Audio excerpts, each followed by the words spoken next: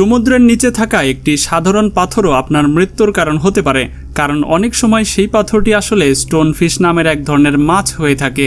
এটি এতটাই মারাত্মক যে এর বিষাক্ত কাঁটা ত্বকে ঢুকতেই এমন ব্যথা ছড়ায় যে মানুষ কিছুক্ষণের মধ্যে যন্ত্রণায় ছটফট করতে শুরু করে। আর এটা তো কেবলমাত্র শুরু।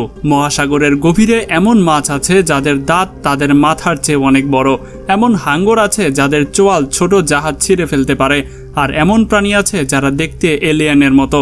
কিন্তু আসল চমক লাগে যখন জানা যায় যে মানুষ 3,84,000 কিলোমিটার দূরে চাঁদে ঘুরে এসেছে, কিন্তু নিজের পৃথিবীর মহাসাগরের প্রায় 75% আজও অনাবিষ্কৃত।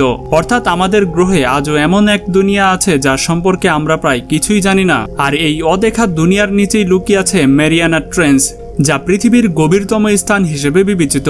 এত গভীর যে মাউন্ট এভারেস্টও তাতে ডুবে যাবে। আজকের এই ভিডিওতে আমরা আপনাদের জানাবো মহাসাগরের সেই ভয়ঙ্কর গভীরতা সম্পর্কে, যেখানে প্রতিটি স্তরের সাথে অন্ধকার বাড়তে থাকে, প্রাণীগুলো আরও বেশি ভয়ঙ্কর হতে থাকে এবং যেখানে একটি ছোট ভুল মানুষের মৃত্যু ডেকে আনতে পারে। কিন্তু তার আগে এখনও যারা আমাদের চ্যানেলটি সাবস্ক্রাইব করেনি তারা সাবস্ক্রাইব করে দেন। এবার চলেন ভিডিওটি শুরু করা যাক। ম্যারিয়ানা ট্রেঞ্চ পৃথিবীর গভীরতম রহস্য। মহাসাগরের উপরিভাগ যতই শান্ত দেখায় তার নিচের দুনিয়া ততটাই ভয়ঙ্কর।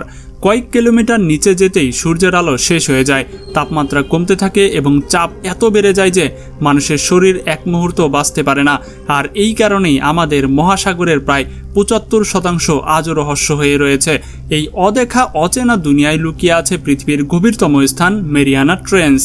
এটি আবিষ্কৃত হয় 1872 সালে, যখন ব্রিটিশ গবেষণা জাহাজ HMS চ্যালেঞ্জার প্রশান্ত মহাসাগরের সমুদ্রের গভীরতা মাপছিল।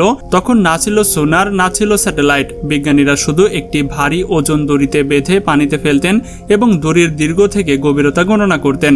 যখন জাহাজটি জাপান ও অস্ট্রেলিয়ার মাঝে একটি নির্দিষ্ট এলাকায় পৌঁছালো, তখন দড়িটি ক্রমাগত নিচে যেতে থাকলো, কিন্তু কোনো তল পাওয়া গেল না। অত্যন্ত গভীরে যাওয়ার পরও দড়িটি ঢিলা হয়ে গেল, আর এই গভীরতা ছিল মারাত্মক লেভেলের।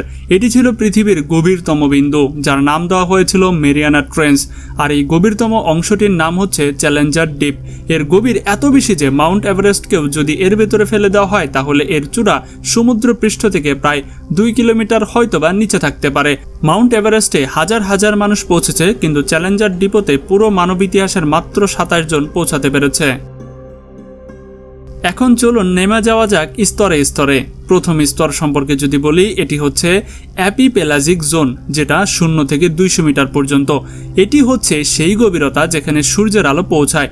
ডলফিন, কচ্ছপ, রঙিন মাছ সবাই এই স্তরে বসবাস করে। দেখতে খুবই সুন্দর লাগে, কিন্তু সমানভাবে বিপজ্জনকও।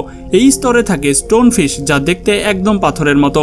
ভুল করে তার উপরে পা পড়লেই তার বিষাক্ত কাঁটা কয়েক মিনিটের মধ্যে শরীর প্যারালাইজড করে দিতে পারে। আর আছে বক্স জেলিফিশ, যা এত স্বচ্ছ যে পানিতে দেখাই যায় না, কিন্তু তার বিষ কয়েক মিনিটের মধ্যে হৃৎপিণ্ড বন্ধ করে দিতে পারে।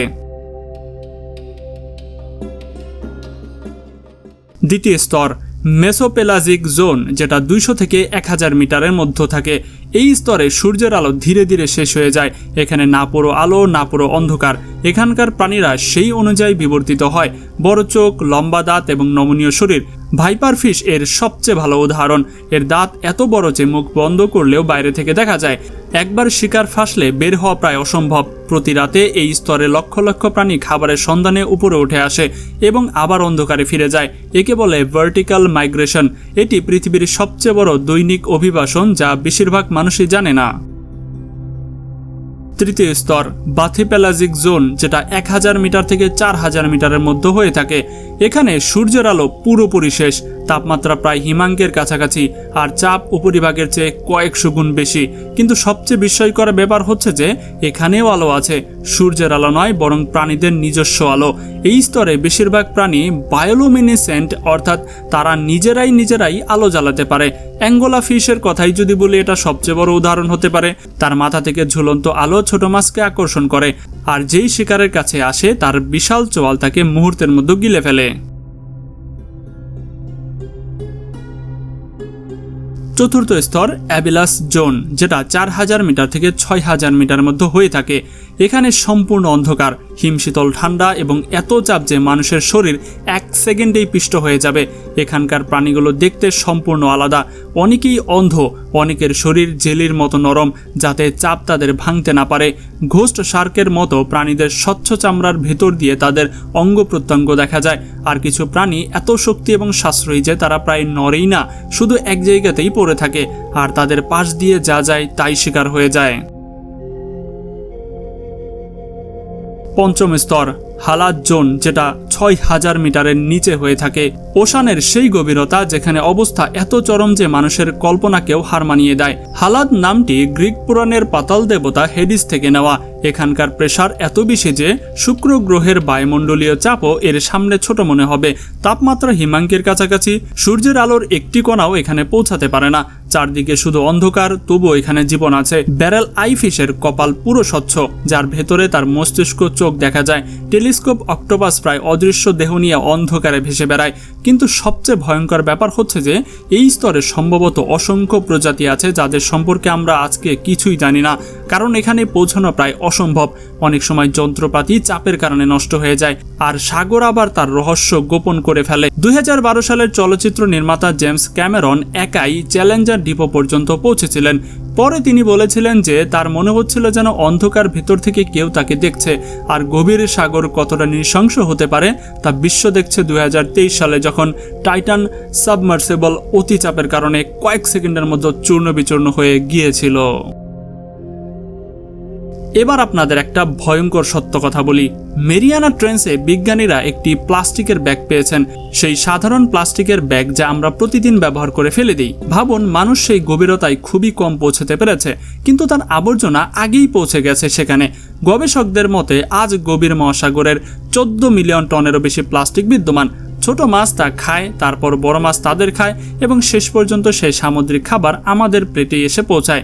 অর্থাৎ আমরা আক্ষরিক অর্থে প্লাস্টিকই খাচ্ছি। প্রবলেম শুধু প্লাস্টিকের মধ্যে সীমাবদ্ধ নয়, কার্বন নিঃসরণের কারণে মহাসাগর অম্লহীন হয়ে যাচ্ছে, প্রবাল প্রাচীর মরে যাচ্ছে, অতিরিক্ত মাছ ধরা অনেক প্রজাতিকে বিলুপ্তের পথে ঠেলে দিচ্ছে, আর গভীর সাগরের খনন সেই সব বাস্তুসংস্থান ধ্বংস করার প্রস্তুতি নিচ্ছে যা আমরা আজও সঠিকভাবে দেখতে পাইনি। বিশ্ব বন্যপ্রাণী তহবিলের মতে 1970 সালের পর থেকে সামুদ্রিক প্রজাতির জনসংখ্যা প্রায় 49% কমে গেছে। মাত্র 50 বছরের মধ্যে অর্ধেক সামুদ্রিক জীবন শেষ হতে চলেছে। সবচেয়ে ভয়ঙ্কর ব্যাপার হচ্ছে, পৃথিবীতে জীবন টিকে থাকার সবচেয়ে বড় কারণ হচ্ছে এই মহাসাগর। আমাদের প্রতি দ্বিতীয় শ্বাস এরই দান। মহাসাগরের জলবায়ু নিয়ন্ত্রণ করে এবং কোটি কোটি মানুষকে খাদ্য দেয়। এই ব্যবস্থা যদি ভেঙে পড়ে তাহলে মানব সভ্যতাও বেশি দিন টিকে থাকতে পারবে না। তো বন্ধুরা, আজকের ভিডিওটি এই পর্যন্তই। কেমন লেগেছে সেটা অবশ্যই কমেন্টে জানাবেন। আর এমন সকল ভিডিও আরও দেখতে চাইলে স্ক্রিনে দেখানো 4টি ভিডিওর যে কোনো একটা আপনারা দেখে আসতে পারেন। আশা করি অনেক বেশি মজা পাবেন। আর এখনও যারা আমাদের চ্যানেলটি সাবস্ক্রাইব করেনি তারা করে দিন। দেখা হচ্ছে পরবর্তী পর্বে। আজকের মতো এখানেই বিদায়। আল্লাহ হাফেজ।